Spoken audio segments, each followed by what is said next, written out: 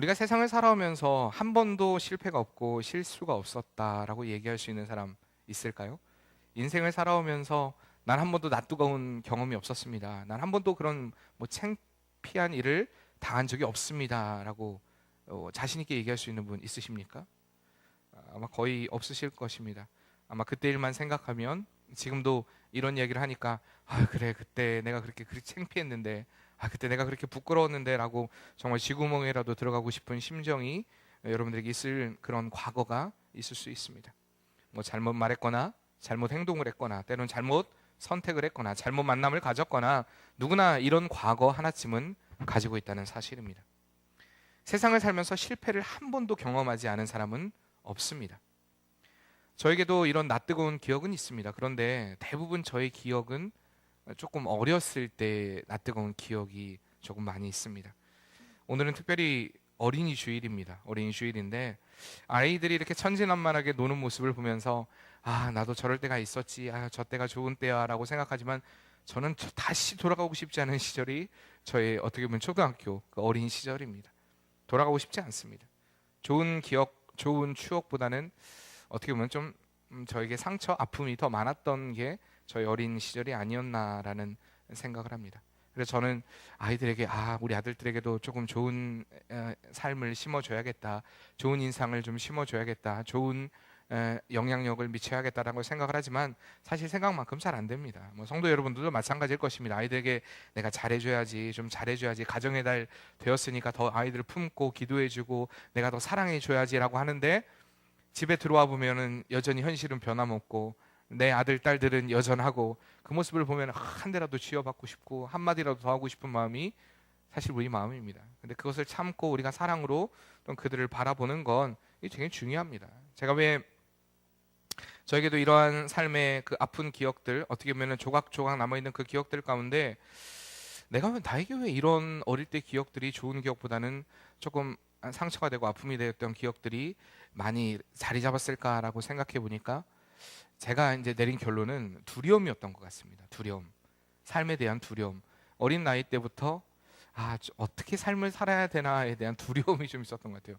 왜 그렇게 됐나? 그러니까 저도 잘 모르겠는데 제가 나중에 이제 뭐 아동 심리를 공부하고 하면서도 제가 생각해보는 생각이 그렇습니다. 제가 6살 때 6살이라는 나이가 굉장히 어떤 인격 형성에 있어서 좀 중요한 나이거든요.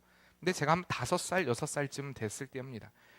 아버지가 서울에서 신학교를 다니면서 전도사로서 부교육자로 사역을 하시는 교회에서요.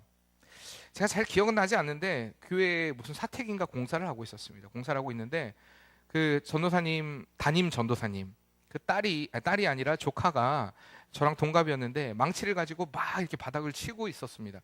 근데 뭔지 모르게 하여튼 그게 재밌어 보였는지 제가 그 망치를 그 친구가 막 치다가 저한테 주더라고요. 그래서 저도 같이 받아서 저도 같이 바닥을 쳤는데 바닥을 치는 모습을 전도사님이 보시더니 막 달려오시면서 제 싸대기를 팍 하고 날리는 것입니다. 부모님은 아시는지 모르겠지만 그때 저는 진짜 충격이었습니다. 되게 수치스러웠고 물론 그때 수치스러웠다고 생각했는지는 모르겠지만 시간이 지나면서 그때 상황을 생각하면 정말 지금도 싫습니다. 내가 왜 맞았지? 물론 저는 분명 맞을 짓을 했습니다.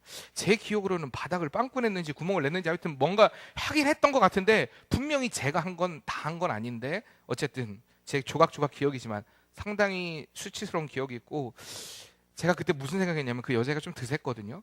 내가 다시는 저 여자애랑 놀지 않겠노라 라고 생각을 했던 어쨌든 그런 시간이었습니다. 근데 그러면서 늘 생각하기를 전도사님 아들이니까 조심해야지. 또 커서는 목사님 아들이니까 조심해야 돼. 이런 것들. 그래서 이제 전 정말 소심했습니다. 초등학교 올라가서도 선생님이 진짜 눈에 보이게 목사 아들이라고 해서 되게 싫어했습니다. 싫어했는데 미술 시간에 그림을 그리는데 옛날에 엄마 그림 그리라고 하면 다 뽀글뽀글 땡글땡글 다 파마머리. 대부분 아줌마들은 왜 파마하는지 모르지만 다 파마머리입니다. 어쨌든 그리고 우리 박상님 성도님도 그 일에 일조를 하신 분인데 어쨌든 다 머리가 뽀글뽀글 다 뽀글뽀글합니다. 뽀글뽀글한 머리. 그러니까 저도 어머니 머리를 뽀글뽀글 그리고 얼굴을 그리고요, 네모나게 얼굴을 그리고 눈 땡그랗게 그리고 코 그리고 입 그리고 다 그리지 않습니까? 그랬더니 갑자기 네 엄마가 이렇게 생겼어? 그러면서 양손으로 제 싸대기를 치더라고요. 왜 맞았는지 잘 모르겠습니다. 너무 무서워가지고 제가 초등학교 때 한 두세 번 정도 화장실을 못 가가지고, 그러니까 1교시부터 소변이 마려운데 그래서 그 선생님이 무서웠고 화장실을 못 가서 제가 찔끔찔끔 오줌을 쌉니다. 자리에 앉아가지고. 그리고 1교시부터 4교시까지 오줌을 쌉니다. 얼마나 그 아이가 참다가 나중에는 못 참아서 그냥 쫙 싸고 나서 1교시부터 4교시까지 못 일어납니다. 가만히 앉아 있습니다. 진짜 아예 일어나지 않고 가만히 앉아 있다가 4교시 딱 끝나고 나면 아이들 다 가고 난 후에 제가 일어나서 집에 왔습니다. 집이 제가 복명동이었고 학교가 서원 초등학교였으니까 이미 서원 초등학교에서 집까지 걸어오면 이미 다 옷은 말라 있었습니다. 어쨌든 그랬던 기억이 제 기억으로는 정확한 기억은 한 2번? 모르겠어요. 3번이었을지도 모르겠습니다. 그 두려움들, 좀 잘해야 돼. 근데 그 잘해야 된다는 그 부담감이, 두려움이 제 안에 너무 크지 않았나? 어릴 때 지금 요즘 연하하고 우리 정아를 보면, 우리 사회사들 영하하고 정아를 보면 아이들이 요즘 막 얼굴에 뭐 이렇게 뭐 바르고 입술도 바르고 하는 걸 굉장히 좋아합니다. 근데 저도 초등학교 2학년 때였는데 어머니 아버지가 신방을 가셨을 때 제가 어머니의 립스틱을 가지고 제 입술을 바르고 있었습니다. 왜 그랬나 생각하니까 왠지 딸이 되고 싶은 마음. 그때 경미가 죽고 나서 얼마 안 됐을 때였는데 제가 조금 무슨 생각을 했었어요. 아무튼 그리고 나서 이 립스틱을 발랐는데 왜 이렇게 신발 갔다 갑자기 급 오시더라고요. 오셔갖고 들켰습니다. 들켜가지고 그날 저는 진짜 발림을 당했습니다. 완전히 왠지 얼굴 전체를 이제 아버지로 인해서 발림을 당하고, 그날 사진도 찍어 그러면서 그날 사진도 찍었습니다. 사진도 찍었는데 제 중학교 올라가자마자 가장 먼저 찢었던 사진이 그 사진입니다. 왜 그랬을까? 왜 제가 이런 부끄러운 과거를 얘기할까요? 저는 먼저 2가지를 얘기하고 싶습니다. 먼저 아이들에게요, 너무 쉽게 상처를 주셔서는 안 됩니다. 내가 아이들이 모를 거라고 했던 생각들을 가지고 그들에게 했던 행동들이요, 다 기억납니다. 어릴 때 저도 지금 초등학교가 아니라 한 5살 때까지의 기억은 있습니다. 물론 부분 기억이지만 기억이 있습니다. 기억이 없지 않습니다. 물론 대부분 많은 사람들이 그 세월을 지나면서 잊고 살지만 가장 충격적인 기억들은 결코 잊지 않습니다.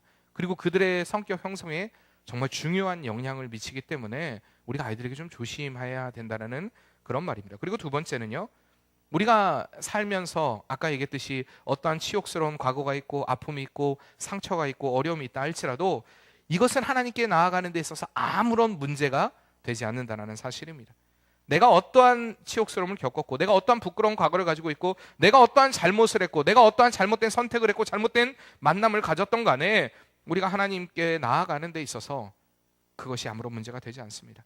하나님은 우리가 주님 앞에 나아오려고 할 때 우리를 기쁘게 받아주시는 분임을 믿습니다. 여러분들이 얼마나 잘났고, 얼마나 좋은 환경에서 자랐고, 얼마나 좋은 것을 먹으며 얼마나 좋은 것을 누리고 얼마나 좋은 인격을 형성했냐. 우리가 되성 싶은 나무는 떡잎부터 알아본다고 했는데, 하나님은 그 되성 싶은 나무, 떡잎부터는 아니라 할지라도 우리의 삶이 좀 떡잎은 좀 처음부터는 좀 그렇게 하나님 앞에 어쩌면 세상적으로도 사람들에게 인정받지 못할, 아름답지 못한 과거를 갖고 있다 할지라도 우리가 하나님으로 돌이키는 그 순간에 하나님 우리를 반드시 사용하신다는 사실을 결코 잊지 마시길 바랍니다. 하나님이 이렇게 우리를 부르셨습니다. 이 사랑을 우리는 조건 없는 사랑이라고 이야기합니다. 아무런 조건 없이 우리를 주신 사랑. 그리고 성경은 이야기하기를 이렇게 우리를 사랑하시는 그 사랑에는 실패가 없다라고 이야기합니다. 우리를 부르시는 그 부르심에는 실패가 없다. 로마서 11장 29절 말씀에 하나님의 은사와 부르심에는 후회함이 없다라고 말씀하십니다. 한번 우리를 부르셨으면 우리 인간은 이게 아니었나? 이 사람이 아니었나라는 생각이 들 수 있습니다. 그러나 하나님이 우리를 부르신 그 부르심에 실패도 없고요, 후회도 없다는 사실입니다. 그러나 사단은 자꾸 우리를 넘어뜨리려고 합니다. 굉장히 우리 인생에 아까 제가 얘기했던 그런 과거의 아픔들, 과거의 상처들, 그런 것들로 인해서 자꾸 하나님 앞에 내가 설 수 없는, 내가 도저히 어떤 자격도 없는, 능력도 없는, 자꾸 내 실패한 내 자신을 바라보게 만들고 나약한 내 자신을 바라보게 만들며 하나님께 버림을 당한 존재인 것처럼 생각되게 만들어버리는 것이 사단의 역할이라는 것입니다. 우리가 지난 시간부터 살펴봤던 요셉에게도 그런 분명한 시련은 있었을 것입니다. 어쩌면 그가 노예의 삶을 살면서요, 자신의 부끄러웠던 과거, 물론 10대 때이긴 하지만 형들에게도 온전하지 못했고, 아버지에게도 사실 온전하게 하지 못했고, 가족에게도 많은 상처를 줬고, 다른 이에게도 상처를 주었던 성숙하지 못하고 늘 교만하고 자만했던, 그래서 남에게 상품과 상처와 아픔은 전혀 아랑곳하지 않고 자신의 생각만을 가지고 자신의 어떠한 그 사랑받는 그것 때문에 교만했던 그 모습으로 인하여서 다른 이들의 아픔을 주었던 그 과거의 잔상이 어쩌면 그를 괴롭혔을 수도 있습니다. 그러나 요셉은 이런 모든 것조차 하나님께 맡기는 믿음의 사람이었다는 것입니다. 그렇기 때문에 그는 늘 그의 인생에서 한 번도 패배의식을 가지고 살아간 적이 없습니다. 그가 노예 생활을 했건, 그가 감옥에 있었건, 그의 자리가 어디든지 간에 그는 패배의식의 삶을 살지 않았던 것입니다. 늘 자신은 부족하고 연약하지만 자신의 삶을 통해 이루어 가시는 하나님의 그 놀라운 기적과 역사, 그의 관점은 늘 거기에 있었다는 것입니다. 그래서 그는 늘 하나님 안에서 실패하지 않는 꿈을 꾸는 그런 인물이었던 것을 우리가 말씀을 통해 보게 됩니다. 우리도 마찬가지로 오늘 이 요셉을 통하여서 다시 한번 믿음의 삶이 어떠한 삶인가, 그 믿음의 자세를 갖는다는 게 어떠한 또한 삶인가를 다시 한번 말씀을 통해, 요셉을 통해 살펴보고자 합니다. 첫째로요, 요셉의 삶은요, 늘 하나님의 뜻을 찾고 깨달았던 삶이었습니다. 하나님의 뜻을 어떻게 했다고요? 찾고 깨달았던 삶이었다는 것입니다. 늘 하나님의 뜻을 찾았습니다. 그리고 그 뜻을 깨달았습니다. 오늘 이 말씀의 사건의 배경은 우리가 1절부터 보면 이제 그 아버지 야곱이 죽게 됩니다. 이제 나이가 많아서 죽게 됩니다. 죽고 난 후에 문제가 생깁니다. 야곱의 형들이 생각하기를, 야, 이제 아버지도 죽고 났으니 우리가 요셉에게 행한 일이 있는데 요셉을 이렇게 팔았지 않습니까? 시기 질투로 인하여서 요셉을 노예로 팔았고 처음엔 죽이려고 했습니다. 그리고 노예로 팔았던 그 과거를 요셉은 분명히 알고 있을 텐데 이제 다시 그 과거를 들추어내서 우리를 보복하면 어쩌나라는 그런 두려움이 그들에게 사로잡혔습니다. 우리를 죽이면 어떠지? 우리에게 보복하면 어쩌지? 아, 이제 우리도 아버지도 안 계시니까, 아버지도 이제 돌아가셨으니까 이제 요셉의 손에 우리는 죽게 되었구나라는 생각을 하게 되었던 것입니다. 그러나 이것은 믿음의 사람이었던 요셉을 알지 못했기 때문에 그를 오해하는 오해였던 것입니다. 물론 요셉은 형들로 인해서 분명 파란만장한 인생을 살았습니다. 아버지의 사랑을 받으면서 색동옷을 입고 아주 귀하게 자랄 수도 있었던 요셉이지만 하나님의 계획은 분명 다른 곳에 있었기 때문에 요셉이 노예의 삶을 살게 만들고 감옥에도 들어가게 만들고 파란만장한 삶을 살게 되었습니다. 형들에 의한 것이었지만 요셉은 그것이 형들에 의한 것이지만 하나님의 계획임을 알았다는 것입니다. 하나님의 뜻 안에서 하나님이 그를 이끌어 가시는 그 역사였다는 것을 알기 때문에 그는 그 모든 순간에 하나님의 사람으로서 온전히 훈련되어져 가는 것을 우리가 말씀을 통해 보게 되는 것입니다. 자신에게 모든 일어난 일은 하나님의 선하신 계획이다, 선하신 뜻이다, 이것을 분명히 알고 있었던 것입니다. 그러나 형들에게는 믿음의 눈이 없었습니다. 요셉처럼 믿음의 눈으로 하나님의 뜻을 찾을 수 있는 그러한 어떤 삶을 살아본 적이 없기 때문에 그들은 늘 자신의 안위, 자신의 뜻, 자신의 안전만을 먼저 생각했기 때문에 아버지가 죽고 나자 요셉으로 인하여서 죽임을 당할까 그들은 두려워했던 것입니다. 그때 그렇게 불안해하던 형들을 향해 요셉이 던진 말씀이 바로 오늘 말씀의 20절 말씀입니다. 20절 말씀 같이 한번 읽어볼까요?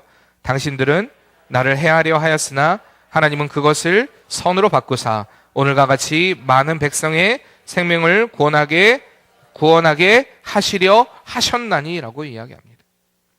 무슨 말입니까? 하나님께서 이렇게 요셉은 분명 애굽의 노예로 팔려왔지만 그 이스라엘 땅에 기근이 들고요, 그로 인하여서 그들이 더 이상 먹을 것이 없자 애굽에 와서 그들이 그 양식을 먹게끔 하나님이 이미 예비하셨다는 것입니다. 당신들은 이렇게 나를 미워해서 팔았지만 하나님은 그것을 선으로 바꿔서 당신들이 올 수 있도록 그 길을 예비하신 것이다 라고 요셉이 이야기하고 있는 것입니다. 이것이 바로 믿음의 사람의 고백입니다. 지금 내가 당하고 있는 상황, 내가 겪고 있는 일에 집중하는 것이 아니라 하나님께 집중하는 삶 말입니다. 내가 당하는 모든 일들 가운데 과연 하나님의 뜻이 무엇인가, 과연 하나님의 선한 역사가 무엇인가를 늘 생각하고 그 안에서 하나님의 선한 뜻과 선한 역사를 찾아가는 삶이 바로 믿음의 사람의 삶이라는 것을 우리는 결코 잊어서는 안 될 것입니다. 요셉이 이렇게 그의 인생의 역경 가운데 하나님의 뜻을 구했던 것은 그는 철저하게 하나님의 말씀 앞에, 하나님의 뜻 앞에 자신을 내려놓았기 때문입니다. 상황이 아니라, 형편이 아니라, 처지가 아니라 하나님이 나를 이끌어가고 계신다라는 그 믿음으로 그는 움직였던 사람이었기 때문입니다. 그렇기 때문에 하나님의 뜻을 찾고 늘 깨닫는 삶을 살아가게 된 것입니다. 나의 인생이 나의 결단과 나의 각오와 나의 결심으로 되는 것이 아니라 하나님이 이끄시고 인도하신다. 이러한 철저한 믿음으로 그는 승리했던 것입니다. 마찬가지로 우리의 삶에 하나님의 뜻을 깨닫기 위해서 우리가 해야 할 일이 바로 철저한 나를 내려놓는 것입니다. 완전하게 나를 내려놓는 것. 내가 가진 생각, 내가 가진 계획, 내가 가진 뜻, 그리고 하나님의 뜻을 구하기 위해서 나를 완전히 하나님의 말씀 앞에 복종시키는 그 자세가 우리에게 필요하다는 것입니다. 잠언 16장 3절 말씀에 너의 행사를 여호와께 맡기라. 그리하면 너의 경영하는 것이, 내가 경영하는 것이 이루어지리라고 말씀하십니다. 우리의 모든 것을 하나님께 맡길 때 하나님이 우리의 삶을 반드시 책임지십니다. 그러니까 우리가 해야 할 일은 내려놓는 것입니다. 어떻게 하면 나를 내려놓을 수 있을까?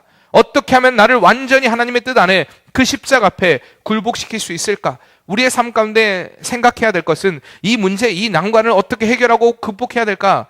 그거 이전에 내가 어떻게 주님 앞에 완전히 나를 쳐서 복종시킬 것인가? 완전히 꿇어 엎드릴 것인가? 이러한 삶이 우리에게 필요하다는 것입니다. 그리고 이러한 내려놓음이 바로 우리에게 기도입니다. 기도를 통하여 하나님께 내려놓는 것입니다. 기도는요, 하나님을 향한 나의 내려놓음의 고백입니다. 내려놓음의 결정입니다. 하나님, 나는 할 수 없습니다. 하나님이 하실 것을 믿습니다. 오직 하나님만 신뢰합니다. 이렇게 온전한 맡김의 고백이 바로 기도라는 것입니다. 근데 많은 이들이 기도를 착각합니다. 기도를 무슨 하나님 앞에 뭔가 얻어내는 어떤 돈처럼 생각합니다. 하나님 뭐 주시옵소서. 우리나라 기도가 특별히 그렇죠?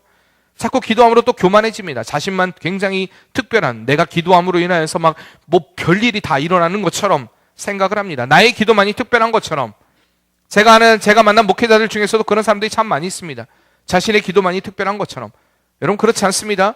목회자의 기도만이 특별한 거 아닙니다. 여러분의 기도도 특별합니다. 우리 모두의 기도가 다 특별합니다. 그렇게 우리가 하나님 앞에 늘 기도할 때 하나님 우리 기도를 응답하신다는 사실입니다. 그런데 중요한 것은, 이 기도할 때 가장 중요한 것은, 한번 따라해 볼까요? 나의 뜻을 관철시키는 것이 아니라 하나님의 세미한 음성을 듣는 것이다. 기도의 기본은 이것입니다. 나의 뜻을 자꾸 관철시키는 것이 아니라 하나님, 내 뜻은 이렇습니다. 내 생각은 이렇습니다. 내 계획은 이렇습니다를 이야기하는 게 기도가 아니라 하나님의 세미한 음성을 듣는 시간이 바로 우리에게 기도의 시간이 되어야 한다는 것입니다. 기도도 그러나 성숙의 단계가 있습니다. 처음에 우리가 기도를 하다 보면은 늘 자기 이야기만 합니다. 막 우리가 사람을 만나도 그렇지 않습니까? 성숙되지 못한 사람들은요, 만나면요, 자기 이야기만 합니다. 계속해서 자기 이야기만 합니다. 자기의 처지, 자기의 상황, 자기가 지금 이루는 모든 일들에 대한 자신의 플랜, 계획, 모든 것들을 이야기합니다. 다른 사람의 말을 들어주지 않습니다. 그리고 일방통행이 됩니다. 마찬가지로 기도의 초보 단계가 이렇습니다. 하나님 앞에 늘 주시옵소서, 주시옵소서 계속 그렇게 기도합니다. 내려놓지 못하는 것이죠. 내 뜻만 관철시키려고 합니다. 하나님이 말씀하실까? 하나님이 나에게 어떻게 말씀하시는가에 귀를 기울이지 않습니다. 그러나 기도가 깊어지면 깊어질수록 내 뜻이 아닌 하나님의 뜻을 구하는 기도를 하게 됩니다. 모든 상황과 처지와 형편을 주님께 맡김으로 그 가운데 하나님의 뜻, 하나님의 역사, 그것을 바라보게 됩니다. 그리고 어떻게 하나님이 이루어 나가실까? 어떻게 하나님이 일하게 되실까? 그리고 하나님의 음성을 듣게 됩니다. 기도는 하나님과의 대화입니다. 일방통행이 아니라 내가 하나님 앞에 그렇게 아랬다면 이제 하나님으로부터 인하여 들을 수 있어야 됩니다. 하나님이 뭐라고 말씀하실까? 내게 어떤 걸 요구하실까? 근데 그 말씀은요, 그렇게 우리에게 기도를 통한 응답은 말씀을 통해 옵니다. 우리에게 주신 이 성경 말씀을 통해서입니다. 물론 요셉의 시대는 그런 말씀이 없었기 때문에 때로는 꿈으로, 때로는 환상으로, 때로는 어떤 신비한 일들을 통하여서, 때로는 음성으로 그들에게 들려주셨습니다. 그러나 지금의 시대는 하나님이 말씀을 주셨기 때문에 어떠한 것도 말씀의 권위를 앞서는 것은 없습니다. 어떠한 것도. 얼마 전에 제가 있었던 어떤 그런 단체가 하나 있는데, 자꾸 2017년에 북한하고 통일이 된다고 하나님이 음성을 들려주셨다고. 나 참 진짜 내가 그 얘기를 듣고 나서 아니 모르겠다고. 물론 통일될 수도 있다고. 근데 어떻게 그렇게 막 확신하면서, 그래서 2017년 평양 퍼레이드를 저희가 계획하고 막 평양에서 집회를 하는데 저보고 이제 그 총음악 감독을 좀 해달래요. 그러면서 이렇게 막 집회를 해야 되니까, 그래서 설사 통일이 안 된다 할지라도 임진강까지 가서 퍼레이드를 하자고 합니다. 진짜 통일되는 확신이 있으면 왜 꼭 설사를 합니까? 참 재밌죠? 그래서 제가 도저히 마음에 맞지 않아요. 그래서 제가 서울을 떠나면서 모든 연락처를 다 끊어버렸습니다. 예? 제가 핸드폰을 바꾼 이유가 그것 때문이에요. 말이 안 되잖아요. 통일됐습니까? 예? 벌써 우리 지금 통일됐어야 되잖아요. 지금 여기서 우리 예배하면 안 되고 지금 이미 평양 땅에서 예배하고 있어야 되지 않습니까? 17년에 통일됐으면. 근데 이게 그러고 지금 그 말은 쏙 들어갔습니다. 옛날에 그 우리나라를 막 우리나라에 전쟁이 일어난다라고 막 했던 누구 최모 전도사뿐만 아니라 누구죠? 오웬 이런 사람들, 데이비드 오웬 이런 참 진짜 전쟁이 물론 일어날 수도 있습니다. 근데 지한테만 보여줬나요? 하나님의 역사, 하나님의 계시를요, 이 성경의 권위를 앞선 것을 가지고 자꾸 이야기하는 이들은요, 이단입니다. 잘못된 것입니다. 여러분들이 그들을 쫓아가서는 안 됩니다. 여러분들에게도 말씀보다는 지금 여러분들이 만약에 이 시간에 소라가 갑자기 키가 커졌다, 갑자기 소라가 이뻐졌다, 이런 신비한 일들이 일어나게 되면, 소라는 이쁩니다. 근데 이런 신비한 일들이 일어나게 되면 막 키가 큰다고 하면 여러분 난리 날 것입니다. 말씀보다는 소라 키 커진 것에 여러분 더 관심 가지실 것입니다. 근데 그게 중요합니까? 그래서요. 키가 커도 소라는 늙습니다. 나중에는 허리도 꼬부라집니다. 안 그래요?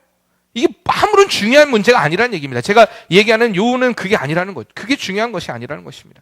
그러나 하나님 말씀은 불변합니다. 변함없습니다. 그렇기 때문에 우리가 기도 응답의 근거를 늘 말씀을 통해 잡아야 됩니다. 여러분들이 이렇게 지금 전하는 설교의 말씀을 통하여서 하나님이 분명히 내게 들려주신 음성이 있습니다. 그 음성들을 붙잡고 우리가 말씀 안에서 기도할 수 있는 그러한 삶이 되어야 한다는 사실입니다. 그렇게 하나님의 뜻을 구할 때 우리의 삶을 통해 역사하시는 그 하나님의 깊은 역사들을 체험하게 됩니다. 하나님께서는요, 이 모든 것을 우리에게 말씀을 통해 다 보여주셨습니다. 이미 여기에 구원도 있고요, 우리가 살아야 될 방향도 있고요, 앞으로 우리가 보게 될 말씀 가운데 이제 잠언을 조금 살펴보고자 하는데, 우리가 어떻게 행해야 되는지, 잠언, 전도서, 아가서를 통해서 우리가 어떻게 사랑을 해야 하는지, 우리가 어떻게 하나님을 사랑하는 그 마음으로, 온전한 마음으로 살아야 되는지에 대한 모든 고백들이, 지혜가 다 담겨져 있습니다. 성경은 다 모든 것을 우리에게 가르쳐주고 있습니다. 그렇기 때문에 우리가 말씀과 기도는요, 늘 동전의 양면과 같은 것입니다. 기도를 했다면 우리가 말씀을 통해 분명히 응답을 받고 하나님의 뜻을 깨달아야 한다는 것입니다. 그런데 자꾸 기도하다 보면 신비로운 것에, 신비로운 사건에, 신비로운 경험에, 우리나라 같은 경우는 특별히 무속신앙이 굉장히 강하기 때문에 이런 것에 자꾸 민감하게 반응합니다. 아닙니다. 여러분, 하나님의 말씀에 반응하시길 바랍니다. 이러한 이적적인 기도는요, 한계가 있습니다. 신앙의 성숙을 이루지 못하게 됩니다. 구원과 상관없을 수도 있습니다. 그렇기 때문에 말씀을 붙잡고 말씀 안에서 늘 여러분들의 응답을 찾는 그런 복된 삶이 되어야 할 줄 믿습니다. 예수님의 사역도 보면요, 늘 기도하셨고요, 그리고 말씀을 통해 하나님의 역사를 일으킵니다.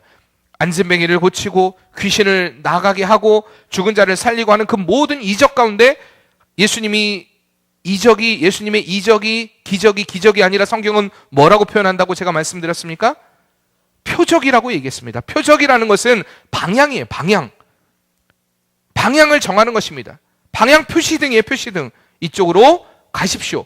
그러니까 그런 이적과 기적을 일으킨 그 표적은 바로 예수 그리스도께로, 하나님께로 인도하는 그냥 방향 지시등 같은 것입니다. 우리는 그것을 찾아야 됩니다. 그러니까 그거 없이도 우리가 하나님께로 나아갔다면 온전한 믿음입니다. 근데 자꾸 이적과 표적이 최고인 것처럼 생각합니다. 신비한 것을 자꾸 추구합니다. 요즘 교회들 그렇게 하면 커질 수는 있습니다. 제가 참 안타까운 건 그런 교회가 요즘 이 청주 땅에서 많이 커가고 있습니다.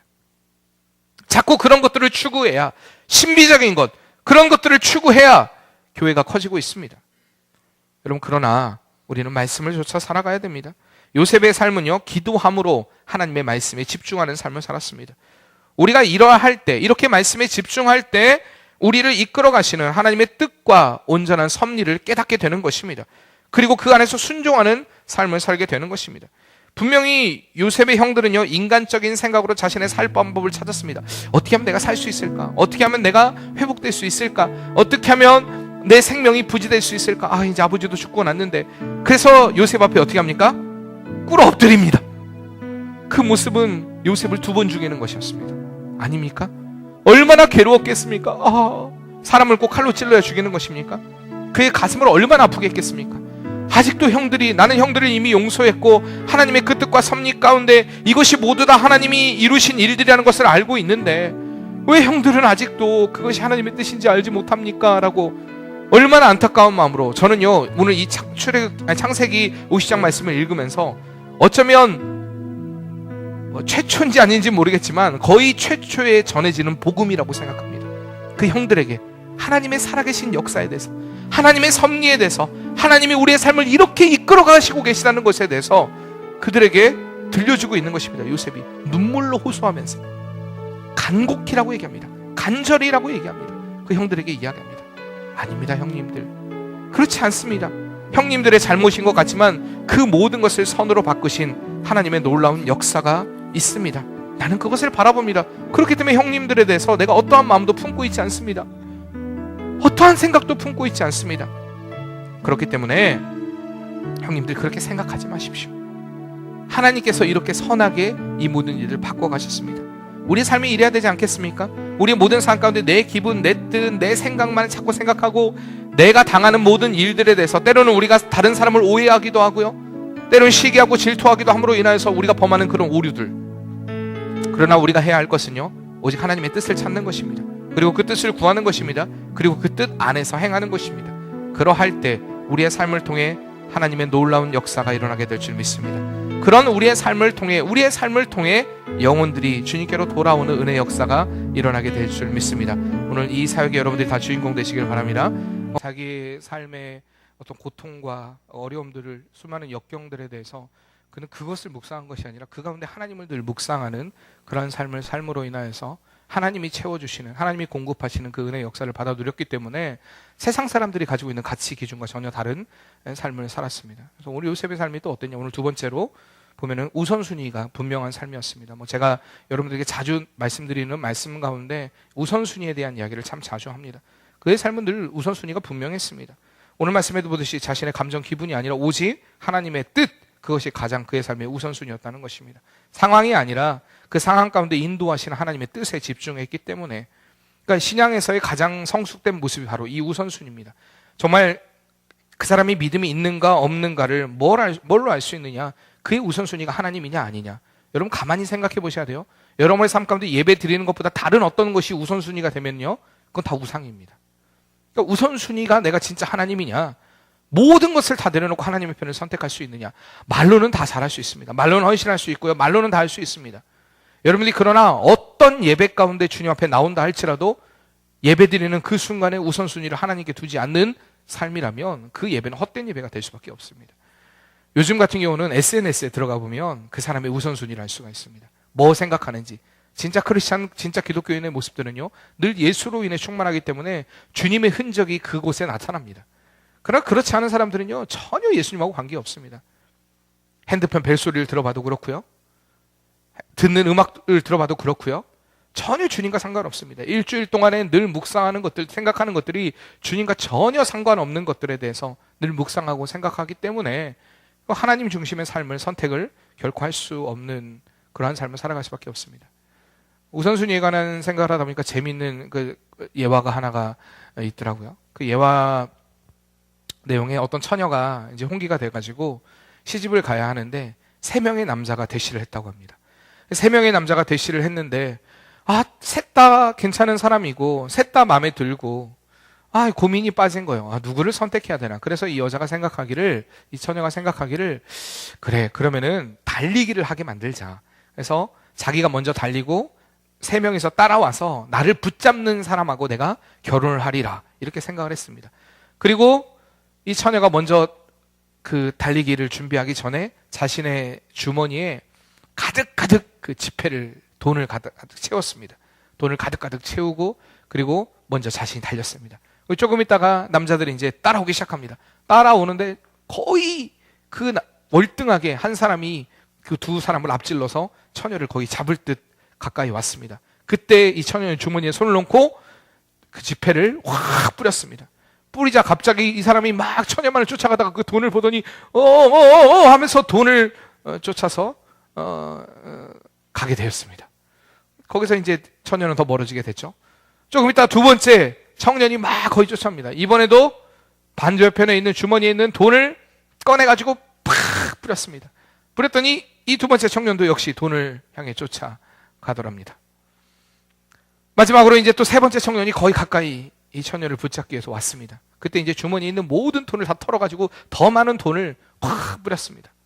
뿌렸지만 그 청년은 그 돈을 쫓아가는 것이 아니라 그 처녀를 쫓아가 결국엔 처녀를 붙잡았고 그 처녀와 결혼했다라는 그런 예화. 이렇게 결혼하면 얼마나 결혼이 쉽겠습니까? 근데 무슨 얘기입니까? 우선순위가 분명해야 된다는 것입니다. 이런 속담이 있습니다. 시계가 하나인 사람은 시간을 정확히 알지만 시계가 두 개인 사람은 결코 확실한 시간을 알 수가 없다. 요즘 같으면 핸드폰이 있기 때문에 확실한 시간에 대해서 뭐 대부분 거의 다 비슷한 시간대, 틀려야 뭐 1분도 차이 안 납니다. 몇 초 정도 차이 날 정도? 요즘엔 거의 다 갖고 있지만, 시간을 가지고 있지만, 시간을 아무리 잘 지키려고 많은 시계를 갖다 놔봤자 많은 시계가 있으면 오히려 더 시간을 더 못 지키게 된다는 그런 얘기입니다. 우리가 세상을 살아가는데 우리 사단은 늘 우리의 주의력을 흐트러 버립니다. 우리가 사단이 이 시대 가운데 여러분들에게 너 예배하지 마라! 결코 사단은 이렇게 얘기하지 않습니다. 예배 드려라. 예배 시간에 가. 예배 드려. 그 예배도 드리고 하나님도 예배하고 그리고 너 세상도 섬겨. 사단은 우리에게 자꾸 이런 타협점을 만들어 간다는 것입니다. 하나님과 세상을 적당히 적절히 타협하면서 섬기는 것에 대해서 사단은 우리에게 유혹을 하고 있는 것입니다. 하나님을 예배드리는 신앙의 삶도 살지만 그것으로 위안 삼고 내가 세상과 짝하여 사는 것도 괜찮은 것처럼 잘 사는 것처럼 자꾸 우리를 포장하게 만드는 것이 사단의 계략이라는 것입니다. 그러나 그리스도인의 시계는 두 개일 수 없습니다. 우리는 오직 하나님만 바라봐야 될 줄 믿습니다. 토저 목사님이 말하기를 하나님을 만나는 것, 하나님을 사랑하는 것, 그것을 너희의 삶의 우선순위로 세우라고 이렇게 말씀하셨습니다. 우리의 삶 가운데 정말 저는 간혹 예배 가운데 왜 나올까? 오늘 낮 예배도 마찬가지예요. 왜 나올까? 의문이 드는 사람이 있습니다. 정말 하나님을 만날 마음도 없고요. 하나님을 말씀을 들을 마음도 없고 예배할 마음도 없는데 예배 시간에 나옵니다. 항상 잘 나옵니다. 신기해요. 너무 신기합니다. 여러분 어떻게 생각하십니까? 우리 교회 점심이 맛있어서일까요? 점심을 좀 맛없게 해볼까요? 자신의 사업을 홍보하기 위해서일까요? 뭐 홍보하려면 좀 더 큰 교회 가야겠죠? 왜일까요? 정말 이해할 수 없는 사람들 간혹 만나게 됩니다. 이런 사람들이 드리는 예배는 늘 똑같습니다. 예배를 견딥니다. 예배를 버팁니다. 적당히 눈은 바닥을 바라보고 뭐 이렇게 바닥을 바라보는지 바닥에 뭐 청소할 게 많은가 봐요. 바닥만 쳐다봅니다. 늘 말씀에 집중하지 못합니다. 하나님으로부터 오는 그런 위안도 만족도 기쁨도 없고요. 그 사람들은 늘 얘기합니다. 삶이 힘들다고 합니다. 지친다고 이야기합니다. 이 세상이 만만치 않다고 이야기합니다. 한 번도 하나님 앞에 매달려 본 적이 없으니까요. 한 번도 하나님 중심으로 살아본 적이 없으니까요. 한 번도 그의 일생에서 하나님을 예배한 적이 없으니까요. 그러니까 힘든 거 아니겠습니까? 그러나 진짜 하나님을 만난 사람들은 아무리 고통스럽고 아무리 힘든 일이 있고 아무리 역경이 있고 환란이 있고 고통이 있다 할지라도 하나님께 예배하는 그 시간에 하나님이 주시는 평안함을 누리게 될 줄 믿습니다. 그 은혜를 누리기 때문에 그것을 알기 때문에 기쁜 것입니다. 주님 앞에 나와 예배하는 것이 기쁘고요. 요셉의 삶이요 너무나 어려움이 많았습니다. 생각해 보세요. 요셉이 성경에 요셉의 어려움에 대해서 기록하지 않기 때문에 요셉이 뭐 별로 그렇게 많이 막 어려웠다, 힘들었다라는 기록보다도 뭐 간단한 기록들입니다. 그러나 대부분의 창세기의 3분의 1 이상이 요셉에 관한 이야기입니다. 그 정도로 요셉은 창세기에서 굉장히 큰 비중을 차지하고 있는, 그를 통해서 하나님이 우리에게 들려주시고자 하시는 그 말씀이 굉장히 많다는 것을 우리는 분명히 알 수가 있습니다. 그런 요셉 얼마나 불편했을까요? 늘 노예의 삶을 살아야 된다는 거. 우리 집이 아닌 다른 곳에서 한 며칠만 생활해도 얼마나 불편합니까? 아무리 좋은 것을 먹고 좋은 생활을 한다 해도. 근데 그는 노예 생활을 했습니다. 그리고 감옥에 있었습니다. 얼마나 그의 일생이, 나그네 같은 그의 일생이 얼마나 불편했겠습니까? 어디서 어디로 옮겨질지 모르는 그러한 나그네 같은 신세의 삶. 그러나 그는 불행한 삶을 살지 않았다는 것입니다. 그의 일생에서 불행했다는 고백이 창세기 어느 곳에도 찾아볼 수 없습니다. 왜냐? 그의 삶의 우선순위를 하나님께 두었기 때문입니다. 자신을 하나님이 인도하신다는 그 확신이 있었기 때문에 그의 일생이 어려워 보였지만 그는 불행하지 않았다는 것입니다. 그의 일생에 고통이 많아 보였지만 그는 우울하지 않았습니다. 그의 모든 삶 가운데 짜증과 불평과 불만과 원망으로 그의 생애를 낭비하지 않았던 것을 보게 됩니다. 어쩌면 아버지로부터 받은 사랑이 그를 좀 긍정적인 사람으로 만들었을 수 있습니다. 그렇게 하나님께서 그를 그렇게 훈련시키는 그런 과정이었을 수도, 그리고 그가 또 그런 모습에서 성숙돼야 되기 때문에 성숙의 과정을 분명히 겪게 하셨지만, 또 그가 그렇게 사랑받고 구김없이 자랐기 때문에 그 모든 환경 가운데서 또 아름답게 이겨냈을 수도 있습니다. 어쨌든 하나님을 우선순위로 살았던 그 삶이었기 때문에 주님으로 인하여서 포기하지 않는 믿음을 가지고 전진하는 삶을 살았던 것입니다. 마찬가지로 요셉뿐만 아니라 이 믿음의 우선순위를 세운 자의 삶은요, 늘 하나님의 말씀으로 움직이는 것을 보게 됩니다. 여리고성의 싸움, 여러분 생각해 보세요. 얼마나 얼토당토하는 싸움입니까? 하루에 몇 바퀴씩? 한 바퀴씩. 마지막 7일째는 몇 바퀴? 7바퀴를 돌아라. 얼마나 우스운 것입니까? 그 견고한 성, 벽 두께도 상당한, 절대 무너지지 않을 것 같은 그 견고한 성. 근데 그 주위를 돌아라. 그럼 무너지리라. 이거 말도 안 되는 것 같은 이야기. 그러나 하나님을 믿고 하나님을 우선순위 삼고 하나님 명령에 순종했던 그들에게 여리고성이 무너지는 기적이 일어난 줄 믿습니다. 에스더를 보십시오. 죽으면 죽으리라. 내가 내 민족을 위하여서, 하나님이 어쩌면 이때를 위하여서 나를 택한 것이 아닌가. 물론 모르드게가 그렇게 얘기했고 에스더도 믿었습니다. 그리고 죽으면 죽으리라는 신앙으로 그가 자신의 목숨을 내놓고 왕 앞에 나아갔을 때 그의 목숨만 건진 것이 아니라 그의 민족을 건지는 은혜의 역사가 있었던 것을 우리가 보게 되지 않습니까? 다윗도 마찬가지입니다. 그의 삶의 우선순위는 늘 하나님이었습니다. 하나님의 뜻에 의해 그는 왕이 되었지만, 왕이 된다라는 그런 또 기름 부음을 받았지만 도망자의 신세가 되었습니다. 그의 일생을 보십시오. 얼마나 비참한 삶을 살아갑니까? 적군에 가서 미친 척을 해야만 살아나게 되는, 자신의 자존심, 고집, 아집 모든 것을 다 내려놓아야 하는 그런 순간에도 그는 오직 하나님만 바라봤습니다. 왜? 하나님이 우선순위였기 때문에, 하나님이 우선순위였기 때문에 좌절하거나 낙심하거나 실망하지 않았던 것입니다. 우리가 우선순위를 모르면요, 우왕좌왕하게 됩니다. 무엇을 먼저 해야지 고민하고 바쁜데 딱히 이루어놓은 것은 없고, 해야 할 일은 많은 것 같은데 무엇을 먼저 해야 될지 모르는 것 같고, 그러니까 시간 낭비를 자꾸 하게 됩니다. 그렇기 때문에 앞서 이야기했지만 우리는 늘 기도함으로 하나님의 뜻을 구해야 되는 그러한 삶을 살아야 합니다. 기도함으로 우리의 삶의 우선순위를 정해야 됩니다. 때로는 하나님의 뜻을 알아도 이루지 못하는 경우가 있는데, 그것은 바로 우선순위의 방향이 정확하지 않기 때문입니다. 하나님의 뜻을 이루는 데 있어서 무엇이 먼저일까? 중요한 것과 급한 일, 그 중에 내가 무슨 편을 선택할 것인가?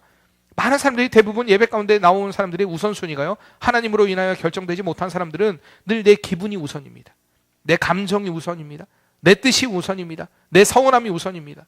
제가 오죽하면 여러분들에게 우리 삐지지 맙시다 이렇게 인사하자고 얘기를 하는데도 불구하고 날마다 삐졌죠. 이건 애기만 하는 일이잖아요. 애기들 보면서 늘 삐졌어. 그러면 애기들이 이쁩니까? 아휴, 처음에는 그래, 어이구 귀엽다. 근데 커서도 자꾸 그러면 어떻게 됩니까? 몽둥이 날아갑니다. 마찬가지입니다. 여러분들이 하나님의 뜻 안에서 완전히 순복하지 못하고 순종하지 못하고 늘 삐졌어, 내 마음도 몰라주고 치뿡 하는 사람들 있죠. 언제 하나님의 몽둥이가 그에게 날아올지 모릅니다. 근데 그것이 그를 멸망시키고자 함이 아니라 살리고자 하신 하나님의 계획이라는 사실. 그렇기 때문에 여러분, 하나님 안에서 정말 넉넉한 마음을 갖길 바랍니다. 하나님이 나의 삶에 주시는 그 우선순위를 분명히 세운 사람들은요, 이런 것 때문에 인생을 허비하고 낭비하는 어리석은 삶을 살지 않는다는 사실입니다. 요셉은요, 세 번째로 보면 이런 우선순위가 정확히 정해졌기 때문에 그의 삶을 망설이지 않았습니다. 요셉이 망설였다는 얘기는 하나도 없습니다. 자, 언제 망설이지 않았습니까? 보디발의 아내가 그를 유혹하는 그 순간에, 그래, 조금 더 볼까? 생각해 보세요. 아름다운 여인이, 아름다웠는지는 모르겠습니다. 어떤 사람은 못생겨서 요셉이 도망간 거다. 보디발의 아내가 워낙 못생겨서 도망간 거다. 그런 우스갯소리로 얘기하는 분들. 그러나 여러분 생각해 보세요. 한 나라의 장군 정도 되는 사람이 못생긴 여자를 데리고 살았겠습니까? 좀 모자란 여자를 데리고 살았겠습니까? 그건 아니었을 것입니다. 분명히 고른 여자, 그런 여자였겠죠. 여인이었겠죠. 그런데 요셉을 향해 유혹하지만 요셉은 한치도 망설이지 않았습니다. 우리는 자꾸 우리에게 달콤한 유혹이 올 때 좀 자꾸 망설입니다. 한번 눈도 깜빡입니다. 그렇죠? 한번 좌우도 돌아봅니다. 이건 믿음 아니라는 것입니다. 우선순위가 정해졌다면, 하나님의 말씀으로 인하여서 우리의 삶의 방향이 정해졌다면 우리는 망설이지 말아야 할 줄 믿습니다. 요셉이 형들에게 서운하지 않았을까요? 여러분 가만히 한번 생각해 보세요. 용서는 했지만 형들에게 서운한 마음 없었을까요? 아예 서운한 마음이 어떻게 없었을까요? 죄인된 인간은 다 서운한 마음이 있습니다. 여러분들에게도 제가 여러분 우리 교회 자 삐지지 맙시다. 주님 안에서 서운한 마음 갖지 맙시다. 그렇게 말하면서 서운한 마음 안 갖는다면 100번 1000번이고 제가 얘기하겠죠. 근데 그래도 인간은 인간인지라 죄인인지라 서운한 마음이 듭니다. 모르겠습니다. 모르긴 몰라도 요셉의 마음에도 서운함은 있었을 것입니다. 그러나 서운함이 그를 지배하진 않았습니다. 형들을 생각할 때마다 자신을 미워하고 자신을 죽이려고 했던 그 형들, 그리고 노예로 팔았던 그 형들에 대한 서운한 마음이 조금은 있었을 수 있습니다. 그러나 요셉은 원수 갚는 것이 자기에게 달려있지 않다는 것을 분명히 알았습니다. 그래서 형들에게 진심으로 호소하는 것입니다. 21절 말씀에 보면 그렇게 두려워하는 형들을 향해 이렇게 얘기합니다. 당신들은 두려워하지 마소서. 내가 당신들과 당신들의 자녀를 기르리라 하고 그들을 어떤 말로요? 간곡한 말로라고 얘기합니다. 간곡한 말로. 무슨 말입니까? 진심 어린 말로, 진정으로 마음을 다하여서 그들을 위로하는 그 요셉의 모습, 그 안에 전혀 서운함이 없었다. 모르겠습니다. 그러나 그 마음이 그를 지배하지 않았기 때문에 하나님 안에서 그는 모든 것을 다 용서한 것입니다. 이것이 바로 복음입니다. 인간의 생각으로 이해가 되지 않고 납득이 되지 않는 상황에서도 오직 하나님의 뜻만 전하는 것. 예수 그리스도가 그랬습니다. 십자가의 삶이 우리를 살리는 것이라는 것을 알았기 때문에 그 우선순위가 분명했기 때문에 주님은 그것에서 갈등하지 않았습니다. 오직 하나님의 뜻만 구하는 십자가 앞에서 주님은 한 번도 갈등하지 않으셨다는 사실 우리는 기억해야 합니다. 형들은 혹시나 요셉이 자기들을 죽일까 봐 노심초사 걱정했지만, 그래서 그 앞에 무릎을 꿇었지만 요셉은 우선순위와 방향이 분명했기 때문에 갈등도 고민도 하지 않았고요, 진심으로 그들을 사랑하며 그들을 용서했다는 것입니다. 사랑하는 성도님들, 여러분들이 믿음이 있다면, 믿음의 사람이라면 정해진 삶에 대해서 갈등하지 말아야 합니다. 아무리 확실한 비전을 주시고 능력을 주셨어도 갈등하는 이들이 있습니다. 그런 이들에게 어떤 역사가 안 일어납니다. 하나님께서 이렇게 말씀을 들을 때 어떤 이들에게 막 강한 마음을 주십니다. 내가 이렇게 하지 않고는 견딜 수 없는 마음들을 막 주십니다. 교회를 위해서도 마찬가지입니다. 어느 날 어느 순간에 나는 어렵고 나는 정말 삶이 힘들고 괴로운데도 어떤 사람에게는 내가 이 물질을 하나님께 드려야 되는데 라는 마음이 확 들 때가 있습니다. 내가 이 삶을, 이 시간을 하나님께 드려야 되는데 그런 마음을 들 때가 있습니다. 근데 아니야, 이런 마음이 들 수도 있고 안 들 수도 있겠지라고 여러분 포기하시면 안 됩니다. 하나님이 주신 마음에 대해서 여러분들이 하나님 앞에 최선의 것으로 우리가 주님 앞에 우리의 삶을 드릴 때 하나님은 더 많은 것으로 채워주십니다. 그러니까 하나님이 주신 마음에 대해서 여러분 갈등하지 말라는 이야기입니다. 갈렙이요, 하나님께 우선순위가 정해졌습니다. 제가 자주 말씀드린 제가 가장 존경하는 인물 중에 하나가 갈렙입니다. 근데 그의 일생 가운데, 그의 삶 가운데, 그가 이제 80이 넘은 나이에도 하나님의 비전을 바라보면서 이 산지를 내게 주시옵소서라고 하면서 그가 갑니다. 우리가 여호수아서나 민수기서나 이 말씀들을 보면요, 계속 뭐라고 등장을 하냐면 여분네 아들 갈렙과 눈의 아들 여호수아라고 등장합니다. 여분네 아들 갈렙과 눈의 아들 여호수아. 성경에서는 굉장히 순서가 중요합니다. 네? 처음에 삽비라와 아나니아. 그런데 나중에 순서가 바뀌죠. 뭐라고 바뀝니까? 아나니아와 삽비라. 마찬가지로 여분네 아들 갈렙과 눈의 아들 여호수아가 나중에 어떻게 바뀝니까? 눈의 아들 여호수아가 먼저 나오게 됩니다. 그리고 하나님이 실질적으로 그를 이스라엘의 리더로 세우셨습니다. 많은 사람들이 서운해할 수 있을지 모릅니다.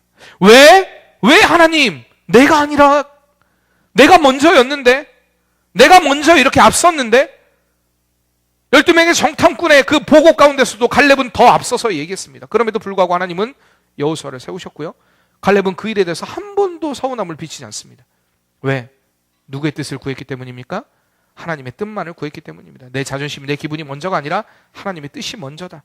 그렇기 때문에 그는 하나님의 은혜 안에서 자기에게 부어진 사명에 충실하면서 그 안에서 춤추는 인생을 살았던 것을 보게 됩니다.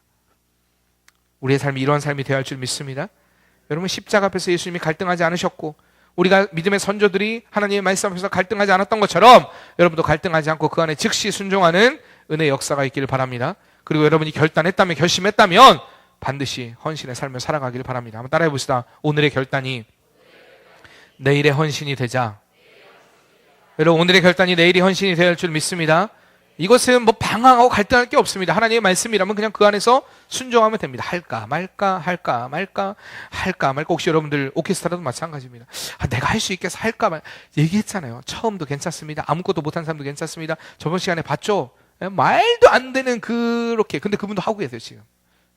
말도 안 되는 것 같지만 할 수 있습니다.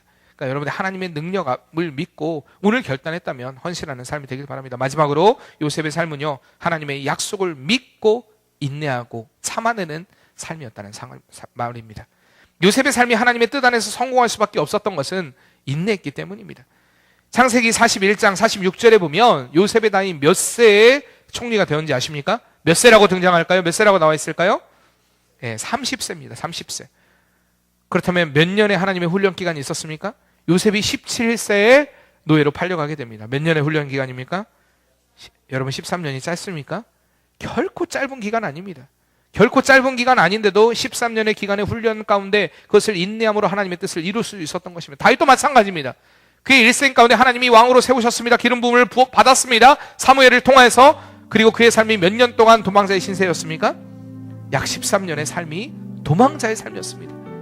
늘 언제 죽을지 모르는 위협 가운데 도망자의 인생을 살았다는 것입니다. 가끔 하나님의 일을 하다 보면요, 기다려주지 않는 사람들을 만나게 됩니다. 당장 눈앞에 뭔가 보여내야 되고 결과를 나타내야 되고 당장 무슨 일이 일어나야 하나님의 역사인 것처럼. 그러나 우리의 삶은 결코 단거리가 아닙니다. 우리의 삶은 장거리라는 것입니다. 우리의 믿음은 장거리 마라톤과 같습니다. 그렇기 때문에 인내가 필요한 것입니다. 사람이 한 번 잘할 수 있습니다. 한 번 잘하는 거 누구나 잘할 수 있습니다. 아닌가요? 잠깐 버티는 거요? 그거 누구나 할 수 있습니다. 웬만한 사람이면. 그러나 끝까지 변하지 않는 것, 끝까지 그 길을 가는 것, 이게 어려운 겁니다. 끝까지. 제가 우리 교회를 보면서 가장 하나님이 원하시는 게 이거라는 것.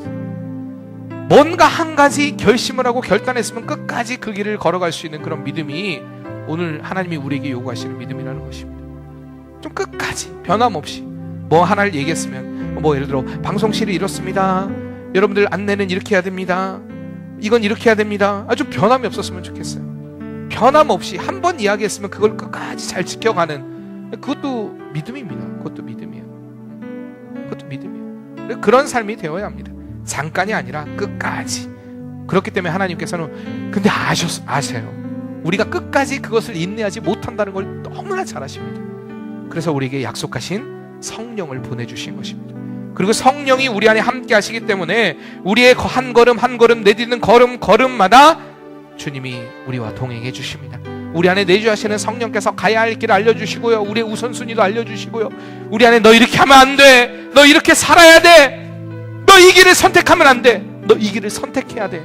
성령께서 우리 안에 도와주시고 알려주신다는 것입니다. 우리의 하루하루가, 우리 한 달 한 달이, 우리의 1년, 우리의 2년, 우리의 10년, 20년이 늘 더욱더 하나님께 가까이 나아가는 은혜의 발걸음 되어야 할 줄 믿습니다. 요셉이 실패하지 않는 꿈의 사람이 되었던 것은 이렇게 인내의 신앙을 가졌던 사람이었기 때문입니다. 분명히 그는 철도 없었고요, 부족했고요. 그때 하나님이 그를 부르셨습니다. 정말 철없고 부족하고 분위기 파악 못하고 어리숙한 그때 하나님은 그를 부르셨다는 것입니다. 그리고 그를 연단하시고 훈련하시고 하나님의 사람으로 만들어 놓으셨습니다. 요셉은 그 하나님의 손길을 알았기 때문에 한 번도 자신의 감정, 자신의 뜻, 자신의 생각으로 하나님의 뜻을 거스리는 어리석은 인생을 살지 않습니다. 우리가 위대한 지도자라고 했던 하나님께 40년의 왕자로서의 삶, 40년의 광야에서의 삶 가운데 80년의 삶을 훈련시켰던 모세도요, 단 한 번 하나님의 말씀에 순종하지 못함으로 인해서 그는 약속의 땅 가나안에 들어가지 못했습니다. 우리가 한 번은 괜찮다고 생각하십니까, 여러분들? 그러나 그 한 번이 하나님의 뜻을 거스리는 가장 악한 행동이 될 수 있습니다. 그 한 번으로 인해 하나님의 그 은혜를, 깊은 은혜를 힘입지 못하는 그러한 삶이 될 수도 있습니다. 그게 하나님의 완전한 버림이라고 말할 수는 없지만 말입니다. 그렇기 때문에 여러분 늘 우리의 삶을 통해서 하나님이 드러나길 원합니다. 하나님의 영광이 드러나길 원합니다. 내 뜻, 내 감정, 내 의지가 아니라 오직 하나님만 드러나는 사랑하는 성도님들, 이렇게 늘 하나님보다 앞서지 않는 믿음의 삶 되기를 바랍니다. 오늘 예배를 통하여서 우리의 삶이 이렇게 엎드리는 것입니다. 주님, 그 모든 것을 포기하고 주님께 나의 삶을 내려놓습니다. 내가 엎드립니다. 내가 주님을 바라봅니다. 주님을 의지합니다. 그리고 주의 말씀 앞에 나를 완전히 순복하기 위해서 기도로 무릎으로 주 앞에 나아갑니다. 이렇게 우리가 하나님 앞에 설 때 하나님께서 우리에게 아름다운 승리를 허락하실 줄 믿습니다. 하나님 안에서 품은 우리의 꿈이 결코 실패하지 않은 꿈이 될 줄 믿습니다. 그 하나님을 바라보는 믿음으로 승리하는 복된 성도의 삶 되시기를 바랍니다. 오늘 이곳에 계신 성령님, 우리에게 말씀하시고 우리를 가르치소서. 다시 우리 마음 열어주시고 주의 빛으로 밝혀 우리를 인도하소서. 주님보다 앞서지 않고 겸손하게 주님의 말씀 기다리리. 주님 손에 우리 드립니다. 사랑으로 인도하소서. 다시 한번 오늘 이곳에 계신 우리의 가슴에 한번 손을 얹고 우리 안에 임하시는, 우리 안에 역사하시는 그 성령을 우리가 바라보며 찬양합시다. 우리를 가르치소서. 다친 우리 마음 열어주시고 주의 빛으로 밝혀 우리를 인도하소서. 주님보다 앞서지 않고 겸손하게 주님의 말씀 기다리리. 주님 손에 우리 드립니다. 사랑으로 인도하소. 주님보다 앞서지 않고 앞서지 않고 겸손하게 주님의 말씀 기다리리. 주님 손에 우리 드립니다. 사랑으로 인도하소. 우리가 다시 기도할 때 하나님 우리의 믿음이 요동치지 않는 믿음 되기를 원합니다. 우리의 삶의 우선순위를 바로 세우고 그 우선순위가 주 앞에 세워져 있다면 믿음으로 행하는 삶이 되기를 원합니다. 그 가운데 우리가 인내함으로 그 길을 걸어가길 원합니다. 하나님의 사람을 반드시 하나님의 선한 역사로 이끌어가시고 인도하신다는 것을 기억하며 특별히 우리 안에 역사하시는 그 성령을 통하여서 우리가 해야 할 일과 행해야 될 일과 우리가 가야 할 방향을 알려주시는 것을 우리가 분명히 알고 하나님 나의 삶이 성령에 의하여서 움직이는 삶이 되길 원하며 하나님의 그 뜻 안에 온전히 순복함으로 인하여서 하나님이 기뻐하시는 그 온전한 뜻을 이루고 나를 통하여 하나님의 나라가 확장되는 은혜 역사가 일어나게 도와주시옵소서. 우리 다시 한번 주님 앞에 이 시간에 주여 한번 주여 부르짖고 통성으로 결단하며 기도하도록 하겠습니다.